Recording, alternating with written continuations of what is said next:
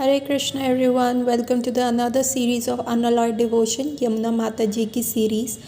और आज जो बात करेंगे हम एक न्यू फेज़ ऑफ माता जी की लाइफ में और कैसे उन्होंने उस डिफ़िकल्ट फेज़ को ओवरकम किया। हमने पीछे देखा शिला प्रभुपाद जो है अब इस धराधाम से जा चुके हैं और अब इस्कॉन बिल्कुल फादरलेस हो चुका है।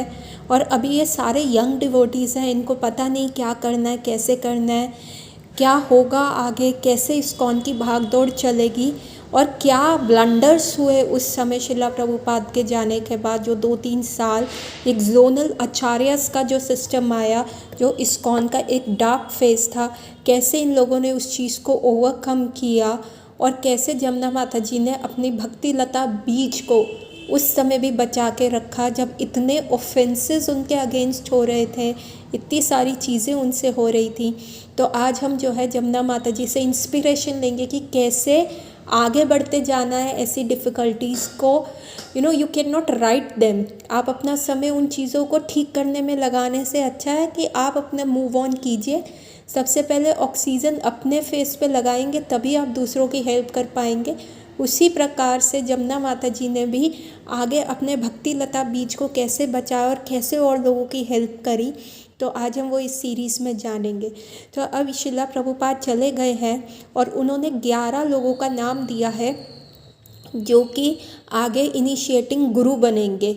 अब उनमें से कुछ जो थे वो उस लेवल पे जाने के लिए बहुत मना कर रहे थे कि हम अभी उस लेवल पे है ही नहीं कि हम शिला प्रभुपाद की चेयर को संभाल सके या शिला प्रभुपाद की तरह हमें वो रिस्पेक्ट मिले। और कुछ लोग थे जिन्होंने बहुत ईज़िली इसको एक्सेप्ट किया, तो और कई लोग ऐसे थे जिन्हों को जैसे ही ये पावर मिली तो वो ब्लाइंड हो गए उस पावर पे। उन्होंने इसको ओवर एक्सप्लॉइट किया इस पावर को, जिसकी वजह से बहुत फॉल डाउन हुआ है।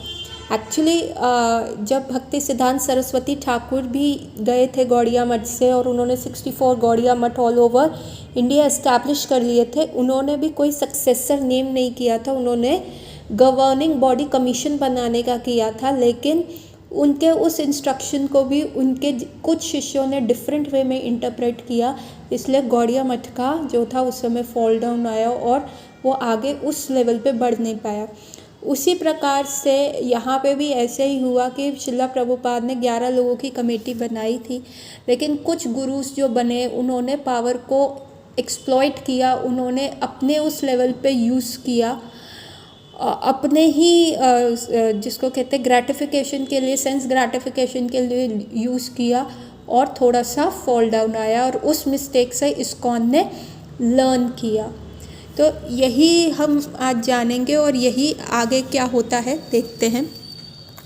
भक्ति विनोद ठाकुर भी जब थे वो भी कहते हैं कि वैष्णविज़्म बहुत चल रहा था, सारी जगह वैष्णविज़्म फैला हुआ था। चैतन्य महाप्रभु का जो संकीर्तन मूवमेंट था वो बहुत अच्छा चल रहा था, बहुत सारे लोग जो है उससे जुड़ रहे थे, बहुत सारे गोस्वामीज बाबाजीज आके जुड़ रहे थे। इवन जो इंटेलिजेंट इम्पर्सनलिस्ट थे उनको भी ये लॉजिक समझ आ रहा था चैतन्य महाप्रभु का, और शुद्ध भक्ति बहुत अच्छे से मैनिफेस्ट हो रही थी। हर टाउन और विलेज और सोसाइटी में हरि नाम कीर्तन का प्रचार हो रहा था। शुद्ध वैष्णव धर्म जो हो रहा था अपनी फुल ग्लोरीज के साथ सबके हृदय में मैनिफेस्ट हो रहा था और सब उसमें डिलाइट ले रहे थे और सब उसमें नाच रहे थे। लेकिन अनफॉर्चुनेटली क्या हुआ, जो ये सारे अपसंप्रदाय थे, जो ये दूसरे प्रकार के धर्म थे जो कि ग्लो वॉर्म्स की तरह हरि नाम के सूर्य के सामने छुपते छुपते आए और इन्होंने बहुत सारी चीज़ें ख़राब कर दी। हाइडिंग प्लेसेस पे जाके इन्होंने अपना घर बना लिया और बहुत सारी चीज़ें जो है शैटर्ड हो गई। और ये देख के भक्ति विनोद ठाकुर का मन बहुत दुखा और उनको तब प्रबोधानंद सरस्वती के शब्द याद आए। उन्होंने कहा था ये कलयुग है और यहाँ पे बहुत सारे एनिमीज़ होंगे और जो कि मतलब एनिमीज़ जो है वो सेंसेस की तरह होंगे और बहुत पावरफुल होंगे। और जो ये पाथ है ना भक्ति का, यहाँ पे बहुत सारे कांटे बोए जाएंगे, लाखों की संख्या में कांटे होंगे। और उन्होंने प्रे किया था, हो चैतन्य चंद्रा, अगर आप अपनी मर्सी हम पे बिस्टो नहीं करेंगे, आप अपनी मर्सी हम पे नहीं देंगे तो सब लोग कंफ्यूज हो जाएंगे तो मैं कहाँ जाऊँगा, तो मैं कहाँ जाऊँगा। और यही बात जो है भक्ति विनोद ठाकुर कहते हैं। और इवन शिला भक्ति विनोद ठाकुर के पुत्र शिला भक्ति सिद्धांत सरस्वती ठाकुर भी जी जैवी धर्म के बुक में इंट्रोडक्शन में यही लिखते हैं कि चैतन्य महाप्रभु के जाने के बाद बहुत सारे अपसंप्रदाय बढ़ गए थे, और उनके जाने के 350 साल बाद जो भक्ति विनोद ठाकुर ने आके इस गौड़ीय संप्रदाय को बचाया। उन्होंने कहा कि 26 क्वालिटीज़ होती हैं एक डिवोटी के अंदर, वो सारे कैरेक्टरिस्टिक जो थे वो भक्ति विनोद ठाकुर में थे। अब यही सारी चीज़ें जो चल रही थी, जो पास था वो दोबारा से रिपीट हो रहा था। इस्कॉन सोसाइटी में भी बहुत सारे फ्रैक्चर्स आ गए थे शिला प्रभुपाद के जाने के बाद। जैसे चैतन्य महाप्रभु के जाने के बाद जो गौड़ीय वैष्णविज़्म था वो भी बहुत फ्रैक्चर हो गया था और अपसंप्रदाय बढ़ गए थे, और वही फिर इस्कॉन में भी चीज़ आनी शुरू हो गई। तो शिला प्रभुपाद का जो डिज़ायर था वो था कि किताबें लिखी जाए, पब्लिश की जाए और उनको डिस्ट्रीब्यूट किया जाए जहाँ तक हो उतना हो सके, और सारे लीडर्स इस चीज़ में लगे हुए थे। लेकिन क्या किया उन्होंने, अपनी साधना को स्लैक कर दिया। वो सिर्फ आउटर चीज़ करते रहे, उन्होंने अपनी साधना को नहीं देखा। और जब शिला प्रभुपाद चले गए तो वो स्ट्रेंथ और जो डिवोशनल क्वालिटीज़ थी जिससे वो सिंसियर ऑब्जॉर्प्शन आता है कृष्णा भक्ति में, वो थी ही नहीं, और हार्ट्स इतने ज़्यादा मैच्योर थे ही नहीं।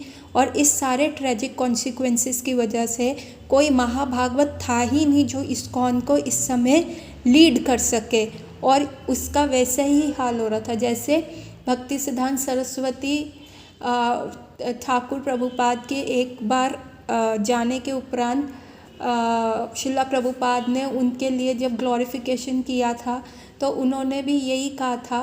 जब एक्चुअली भक्ति सिद्धांत सरस्वती के जाने के 22 साल बाद प्रभुपाद ने एक हार्ट रेंचिंग पोएम लिखी थी उनके लिए, और उन्होंने यही कहा था कि बहुत सारे आपके डिसाइपल्स ने आपके जो मिशन है, आपके जो इंस्ट्रक्शंस हैं उसको डिफरेंटली परसीव किया, और अब वो डिवाइडेड हैं इस चीज़ में, और बहुत सारे लोग जो हैं मटेरियल नेम और फेम के लिए पीछे जा रहे हैं। तो जो एसेंशियल मैसेज था, जो एसेंशियल पर्पस था आपके मैसेज का, वो गायब हो चुका है। और कहाँ से मुझे स्ट्रेंथ मिलेगी कि मैं हरिनाम संकीर्तन परफॉर्म कर सकूं। और एक्चुअली में यही हाल था। ये स्टांजा 3 और 4 था उस पोएम का, और एक्चुअली में यही हाल था जब इस शिला प्रभुपाद के जाने के बाद इस्कॉन का। और ये सारी चीज़ें जो थी, ये जमुना माता जी और दीन तारिणी माता जी को भी कहीं ना कहीं इफ़ेक्ट कर रही थी। पूरा इस्कॉन जो था 11 पोर्शंस में डिवाइड हो गया था, जोन्स में डिवाइड हो गया था, और हर जोन का एक आचार्य था। तो जो इनका आश्रम था राधा बन बिहारी आश्रम, जमुना माता जी और दीन तारिणी माता जी का, जो कि ओरेगोन जोन में था, उनके गुरु थे हंसा दूता स्वामी। तो अब ये लोग चाहते थे कि वो अपने आप को इन सारे पॉलिटिक्स और इंफ्रास्ट्रक्चर से दूर रखें। ये माता जी दोनों यही ट्राई कर रही थी, और स्टिल वो शिला प्रभुपाद के मिशन के साथ जो है लॉयल भी रहना चाहती थी। तो वो अपना कंटिन्यू कर रही थी। जो भी ओरेगोन में उनका आश्रम था वहाँ पे उनकी प्रोटेक्टेड काऊ थी, और राधा बन बिहारी का बहुत अच्छे से सेवा चल रही थी। जमुना माता जी वहाँ पे अगेन प्रसादम बहुत ही फेमस उनका प्रसादम हो चुका था, और बहुत ही पीसफुल एटमॉस्फेयर था। और वहाँ पे वो अपने अगेन रेसिपी टेस्टिंग चल रही थी उनकी। विशाखा माता जी आती थी, और वो जो है हर जगह पे जो उनकी कुक बुक आ रही थी उसके लिए बहुत अच्छी सी फ़ोटो खींचती थी, और ब्यूटीफुल कलर फ़ोटोग्राफ्स खींची जाती थी।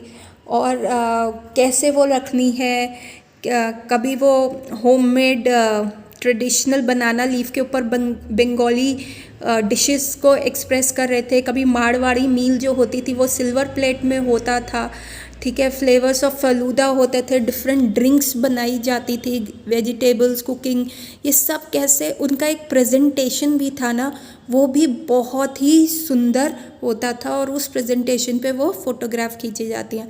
तो विशाखा अभी तक 650 रेसिपीज़ जो थी वो ऑलरेडी टेस्ट हो चुकी थी, और हम जैसे विशाखा माता जी कहती है, हम जैसे अनएक्सपीरियंस कुक जो थे उनको ट्राई करते थे, और अभी तक 650 रेसिपीज़ हो चुकी थी। और विशाखा माता जी कहती हैं यमुना माता जी का ना एक वे था प्रेजेंटेशन का, एक विजुअलाइजेशन था कि हर चीज़ कैसे सामने आएगी।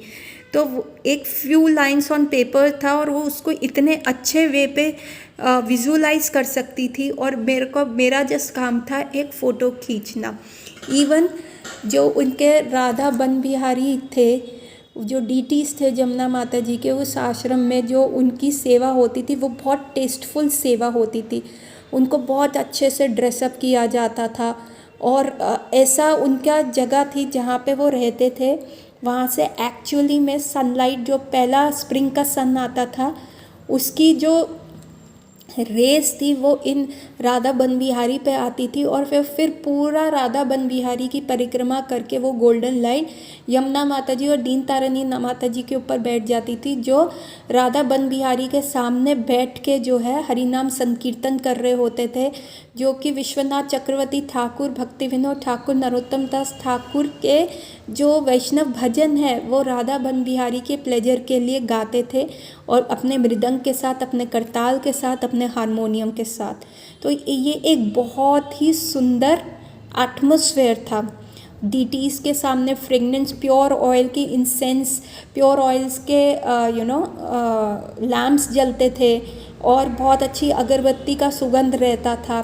तो एकदम ये एक, आप सोचो आप एक दूसरे वर्ल्ड में जो है आप चले गए हैं, और ये ऐसा बिल्कुल सूरियल एनवायरनमेंट लगता था। उसी समय क्या हुआ, इनकी जो गुरु बहन है श्रुति रूपा, इनके पास आती है कुकिंग सीखने के लिए, और वो सच में बहुत अच्छी कुक थी, परंतु वो सारा क्रेडिट भी ना है माता जी को देती हैं, और वो कहती हैं कि अगेन वो आश्रम के बारे में बताती है कि कितना सुंदर ये आश्रम था, और सारा टाइम हम बिमला जो काऊ थी उसके मिल्क की मिठाइयाँ बनाने में लगे रहते थे, या गार्लैंड्स बनाने में लगे रहते थे, या बहुत सारी सर्विसेज होती थी आश्रम में, वही करते रहते थे। और वो कहती हैं जमुना माता जी का पर्सोना ऐसा था, जो श्रुति रूपा माता जी जो वहाँ पे रहने आई, उन्होंने कहती है जमुना माता जी का पर्सोना ऐसा था कि वो पूरे रूम को फिल करता था, सब उनके तरह बनना चाहते थे। वो एक ऐसे मतलब एपिटोम थी कि एक एग्जाम्पल थी डिवोशनल सर्विस की, कि सब उनसे सीख रहे थे, और उनकी एवरी मूव जो था वो डांस की तरह था, और उनके हर मूवमेंट और स्पीच बहुत थॉटफुल होती थी। उनकी स्पीच कभी भी रैंडम नहीं होती थी, बट बहुत स्पेसिफिक और कंट्रोल्ड होती थी।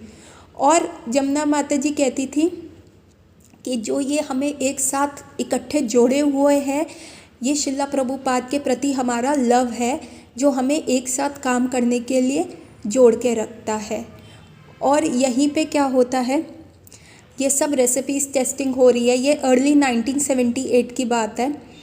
लेकिन क्या हुआ कि इतना ज़्यादा, एक बार क्या होता है कि जमुना माता जी और दीन तारिणी माता जी को कहीं जाना पड़ता है, और सारे आश्रम का जो ड्यूटीज़ होती है वो विशाखा माता जी के ऊपर आ जाती है, और साथ में सतरूपा माता जी पे आ जाती है, और वो 4 हफ्ते के लिए वहाँ पे रहते हैं, और उनको वो करना बहुत अच्छा लगता है, और जमुना माता जी उनको सारी चीज़ें बता गई होती हैं।